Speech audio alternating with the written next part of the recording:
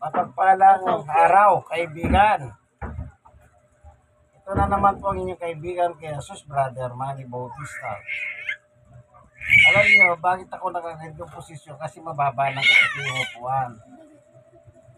Ang importante, nakikita niyo ako. At hindi ko naman kayo nakikita. Di ba ganon?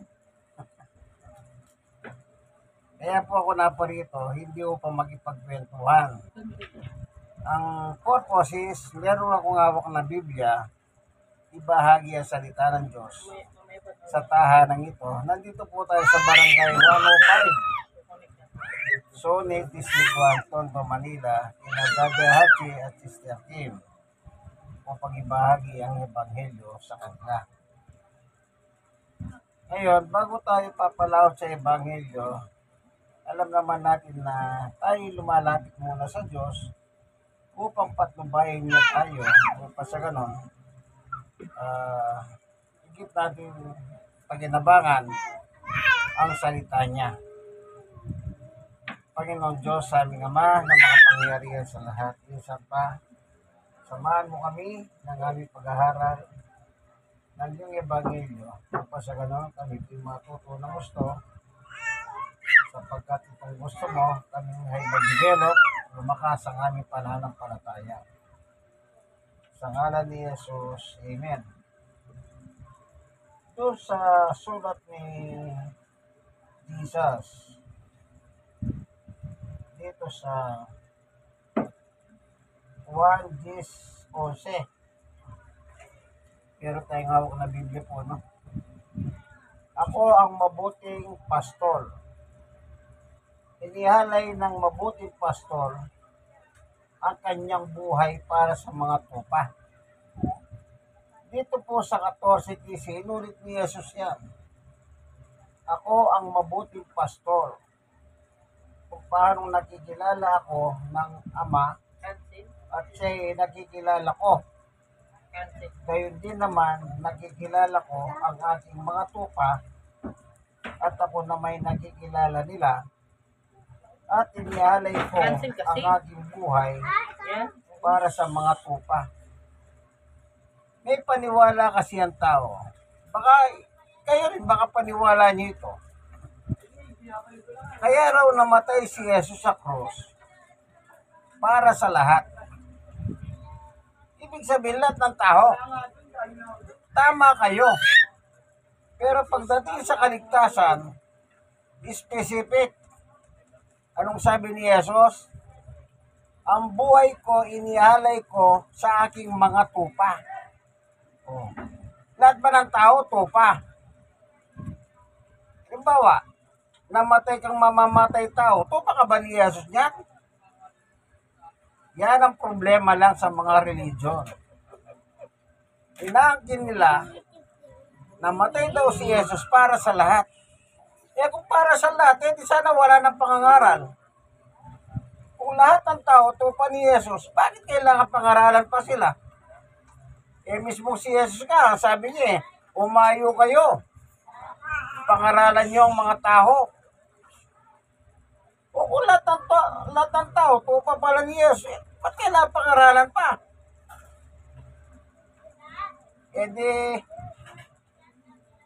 Kaya wag po kayong magpapadala sa kanyang paniwala na Yesu daw kaya namatay para sa lahat ng tao. Pati yung sarili nila sinasabit nila doon. Pero yung ginagawa nila, lihis naman sa utos ng Diyos. Halimbawa, huwag kang gagawa ng rebulto. Ano bang utos? Huwag kang gagawa. Yung salitang huwag, utos na yon. Gumawa ka. Di lumabag ka na doon salitang huwag kang gagawa. Alam niyo po, napakasimple lang naman ng batas ng Diyos. Huwag niyo na pong pahirapan pa ang sarili niyo. Kapag sinabi ng Diyos, huwag, ibig sabihin, stop ka, kaibigan. Halimbawa, lalaki ka. Tapos, ay, babae ako. Anong hinanap mo? Lalaki. Naalala niyo po si Eddie Garcia? Sabi ni Eddie Garcia, ay! Espada rin pala! O, kita niyo? Napakaganda. Ng, yung animal nila. Nagulat si Eddie Garcia. Espada rin pala. O, kita niyo po. Yan ang ibig ko sabihin.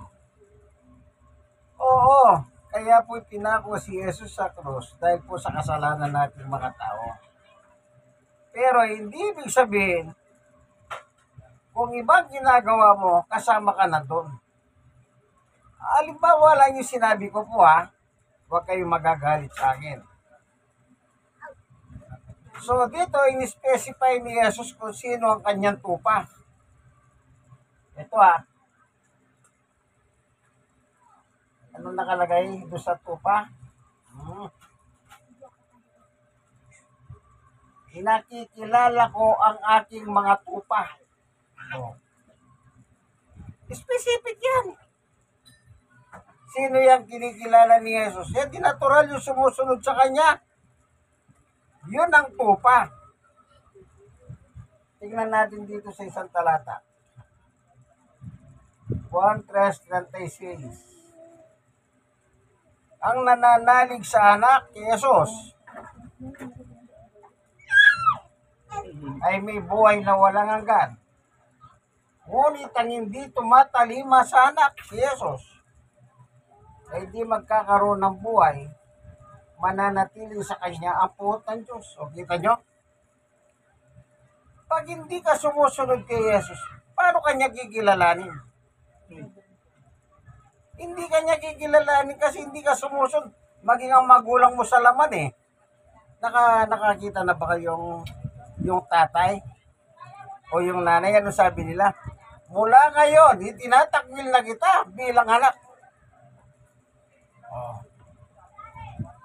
Nawawala ng sense yung pagiging magulang sa kanyang anak dahil sa masamang ugali ng kanilang anak. Ganyan din po sa Biblia.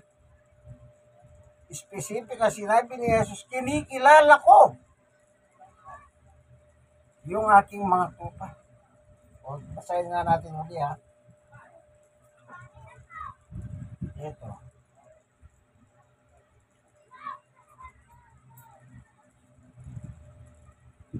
At siya'y nakikilala ko.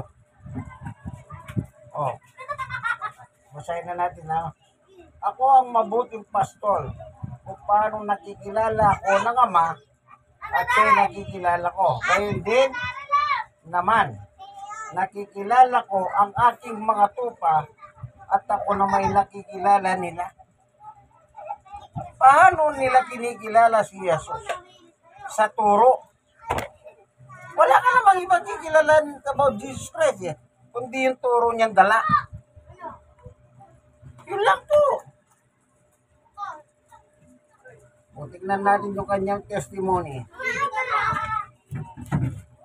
Sa 12 ng 1:49.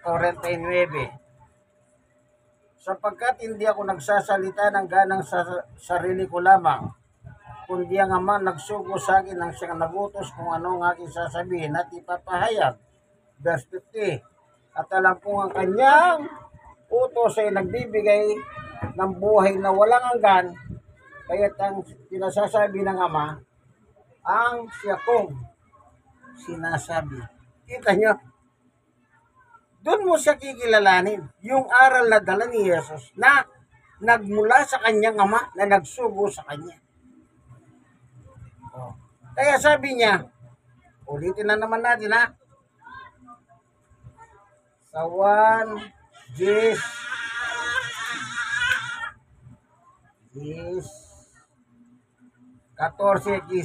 Ako ang mabuting pastor. Kung paano nakikilala ko ng Ama at siya'y nakikilala ko, gayon din naman nakikilala ko ang aking mga tupa at ako na may nakikilala nila. Pag kilala mo si Jesus, automatically, kilala mo ang Diyos kasi yung aral ni Jesus ay galing sa Diyos mismo. Oh. Sila lang po ang kinikilala. Hindi lahat ng tao Paano yung hindi naniniwala sa kanya na si Jesus tagapagligtas? Kikilalanin ba ni Jesus yan? Eh di natural hindi. Tagapagligtas si Jesus eh. Ang Diyos mismo may sabi eh. Pero naniniwala sila sa Diyos pero ayaw nilang maniwala na si Jesus tagapagligtas. Oh, may mga reliyon pong ganyan. Dito sa ating lupa. Ay, dito sa lupa. Ating lupa. Hindi po, dito sa lupa. May mga naniniwala sa Diyos, pero hindi sila naniniwala sa Diyos. Ito titignan nyo. Basahin natin dito. Dito sa Mateo 16:13. Dumating si Jesus sa lupay ng Cesarea ng Pilipos. Tinanong niya kanyang mga alagad, sino raw ang anak ng tao ayon sa mga tao? 14. At sumagot sila, sabi po ng ilan ay si Juan Bautista kayo. Sabi naman ng iba, si Elias kayo. At may nagsabi pa, si Jeremias kayo. O isa sa mga propeta. 15. Kayo naman, ano ang sabi ninyo? Sino ako? Tanong niya sa kanila. 16. Sumagot si Simon Pedro, kayo po ang Kristo, ang anak ng Diyos na buhay. Tuloy natin ang basa sa 17. Sinabi sa kanya ni Jesus, ang kausap si Pedro, mapalad ka, Simon na anak ni Jonas. Si Simon, si Pedro po ito. Sapagkat ang katotohanan ito'y hindi nihayag sa iyo ng sino man tao, kundi ng aking Ama na sa langit. Yung sagot ni Pedro, pinahayag pala ng Diyos sa kanya. Doon sa tanong ni Jesus, para sa inyo, sino ako? Kasi sa mga tao, ang sabi nila, isa kang propeta, ikaw si Juan Bautista, ikaw si Jeremias, and so forth and so on. So kayo, ano naman ang sabi nyo about me? Sabi ni Jesus. Ito po sagot ng Diyos. Ano sagot ng Diyos? Kayo po ang Kristo, ang anak ng Diyos na buhay. Yung sinalita ni Pedro galing sa Diyos yan. Kaya mismo ang Diyos nagsabi na si Jesus ay tagapagligtas. Naniniwala sila sa Diyos, pero hindi sila naniniwala sa Diyos.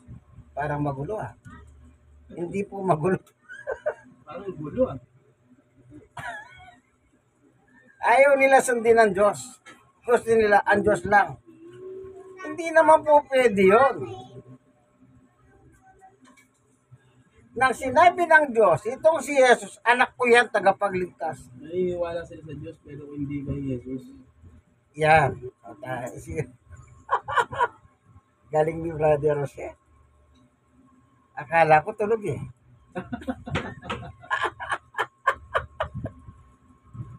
Tama po siya. Ayaw nilang maniwala kay Jesus. Kasi nga po, ang paniwala nila, ang Diyos ay hindi nakikita. Samantalang si Jesus, ipinanganak ni Maria.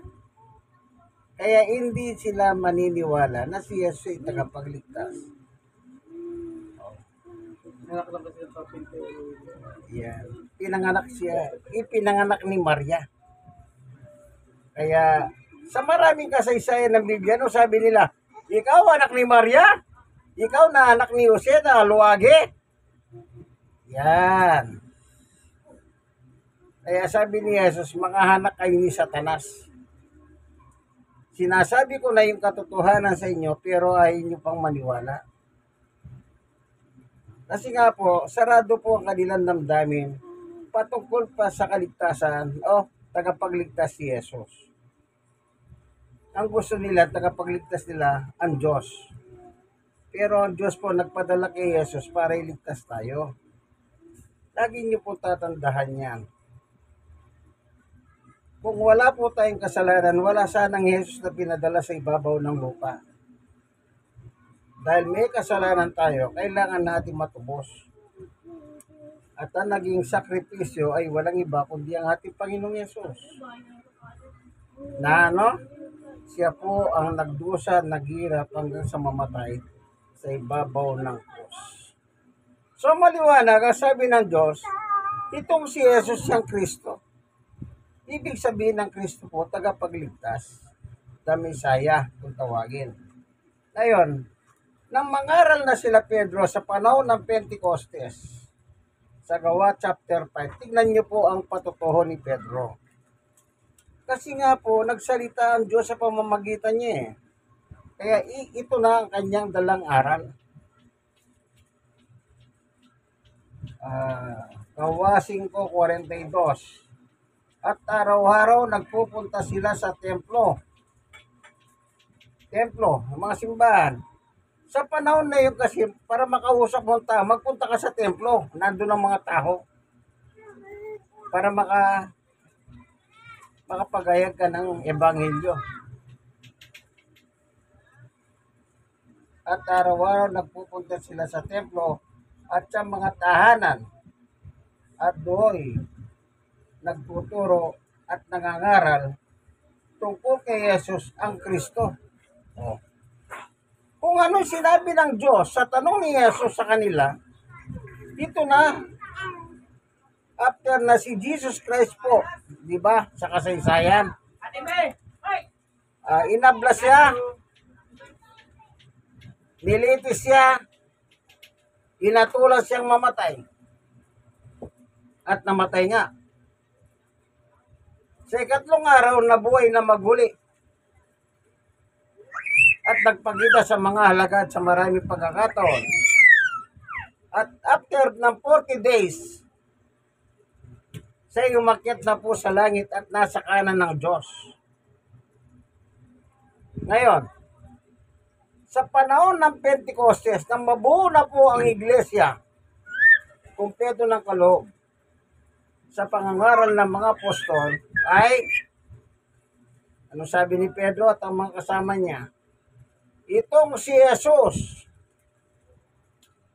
ang Kristo o tagapagligtas. Dito pa sa isang talata. Sa 4:12 naman. Ito. Kay Yesu Kristo lamang matatagpuan ang kaligtasan. Kita niyo po. Kanino matatagpuan ang kaligtasan? Kay Yesu Kristo lang. Specific. In Christ alone.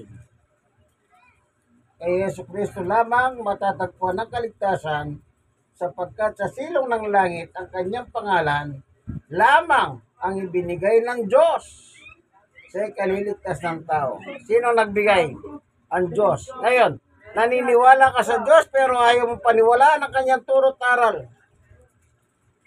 Na kapag naniwala ka sa sinabi ng Diyos about Jesus Christ, anong sabi ni Jesus? May buhay na walang hanggan ka. Mahirap bang paniwalahan niyang kaibigan? Nandito naman lahat yung binabasa natin. Wala naman tayong inukus-pikos dito eh. Ang problema, kayo yung nahukus-pikos ng inyong mga leader.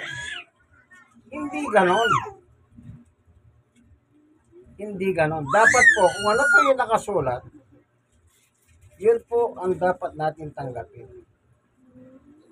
Si Jesus ay tagapagligtas. Hindi naman, ang nagsabi mismo nga, ang Diyos eh. Oh. Ikaw ang Kristo, ang aking anak. Tapos ayaw niyo pang maniwala. Maniwala po kayo. Hindi po kayo maililigaw. Pero pag hindi kayo naniwala, ay, maliligaw kayo kahit anong gawin nyo, kaibigan. Sa Biblia po, may dyablo.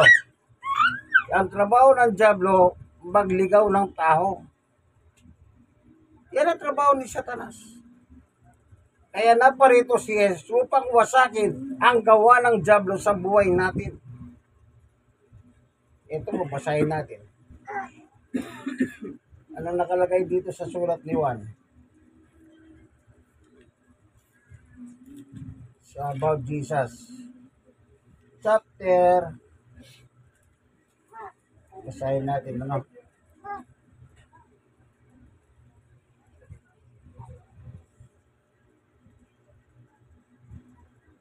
Ito, sa unang 1 chapter 3 verse 8, ang nagpapatuloy sa pagkakasalay kampon ng Diablo, sapagkat sa simula pa'y gumagawa ng kasamahan ng Diablo, at naparito ang anak ng Diyos upang wasagin ang gawa ng Diablo. Yung gawa ng Diablo ang winawasak ni Jesus sa buhay nating mga tao. Kasi po ang gusto ng Diyos, lahat po tayo magtamo ng kaligtasan. Malaman natin yung katotohanan tungkol sa pagliligtas niya, tungkol sa kanyang anak na si Jesus. Oh. Kaya pala naparito si Jesus, kaya pala sinugo niya si Jesus sa lupa para wasakin ng gawa ng Diablo sa buhay natin. Alam nyo, bago pa isinugo si Jesus, lahat ng tao po nasa ilalim ng kapangyarihan ng Diablo. Tanggapin nyo man at hindi po yan ang katotohanan sa Biblia. Efeso 2:1-2. Lahat ng tao nasa ilalim ng kapangyarihan ng Diablo. Nang dumating ngayon si Jesus sa atin at tinanggap natin, anong nangyari? Binuhay niya tayong muli. Kasi patay na po tayo dahil sa kasalanan natin. Kaya nung tanggapin natin si Jesus, binuhay po tayong maguli ng Diyos sa pamamagitan ng pananampalataya natin kay Jesus. Kaya kung hindi po kayo maniwala kay Jesus, wala naman po akong magagawa. Kanya-kanya tayong buhay. Bahala kayo, ano? At least ako po, hindi naman ako nagloloko. Ito, nagbabasa naman ako. Kaya hindi nyo rin ako pwede pagbintangan na nagmamagaling lang. Hindi, wala pong magaling sa atin. Pare-pareho lang po tayo sa harapan ng Diyos. Ano? Lahat ng tao, mayaman, mahirap, pantay-pantay lang tayo. Kaya hindi mo pwede sabihin, magaling. Wala yan. Panis na po yan. Tandaan nyo po, yung nakasusulat sa Biblia, hiyang paniwalahan. Ngayon, kung di kayo naniniwala sa nakasulat sa Biblia, wala naman po din akong magagawa. Kung meron kayong ibang kasulatan na sa tingin nyo, yun ang paniniwala, nasa inyo pa rin yan. Ano po? Pero sana magkakasama tayo kay Kristo. Salamat Panginoon Diyos sa katotohanan na ibinahagi mo po sa amin sa pagkakataon na ito na kami pong lahat ay kailangan namin ng iyong anak sapagkat ang iyong anak ay ang aming tagapagligtas na yung pinadala sa amin sa mundong ito. Salamat po. Pagpalain mo po ang tahanan ito, Panginoon Diyos, si Brother Hachi, Sister Kim, ang kanilang mga anak. Sana po dumating ang panahon, magsilagi silang mababait na bata, at kung dumating man ang pagkakataon, gagamitin mo po sila sa iyong ministeryo, gamitin mo po sila, Panginoon Diyos. Ingatan mo po si Brother Hachi sa kanyang trabaho, hindi po basta ang kanyang trabaho, kasi po, sadyang mahirap po yung kumukuha po sila ng basura. Pero marangal naman na hanap buhay, parehas. Ganun din po si Sister Kim sa kanyang pag-aalaga sa kanyang mga anak bilang may bahay. I-bless mo po sila, bigyan mo silang payapat na hindi natulog o Diyos sa kanilang pagiga.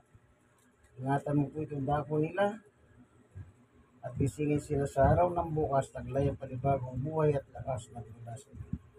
Salamat po sa ngalan ng aming Panginoong Yesus. Amen. Ito po ang inyong kaibigan kay Jesus, Brother Manny Bautista. Nasa barangay 105 po tayo, 105, Building 24, Zone 8, District 1, Tondo, Manila. Tondo Man, Maylangit. Nandito na lamang po, ano? Like and share. I-share nyo po sa iba. God bless us all. Bye-bye.